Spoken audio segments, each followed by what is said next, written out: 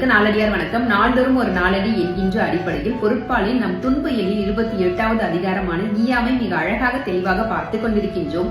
முந்தைய பாடலில் பிறருக்கு ஈயாதவனுடைய பொருள் அவனுக்கும் உரிமையுடையது அன்று என்பதை பற்றி பார்த்தாயிற்று. அதனைத் தொடர்ந்து இந்த பாடலில் சமண முனிவர்கள் எதை கூறப்போகிறார்கள் என்பதை பற்றி பார்க்கலாம். தன் கையில் வைத்திருக்கும் பொருளை பிறருக்கு கொடுக்காதவனை காட்டிலும் வறுமையில் வாழ்கின்றவன் தப்பித்துக் கொள்கின்றவன் ஆவான் என்கிறார்கள் இந்த பாடலில். எப்படி என்று கேள்வியை எழுப்பினால் அவன் பொருளை பாதுகாக்க வேண்டியது இல்லையாம். அதே போன்று கருமித்தனமாக சேமித்து வைக்க வேண்டியதும் இல்லையாம்.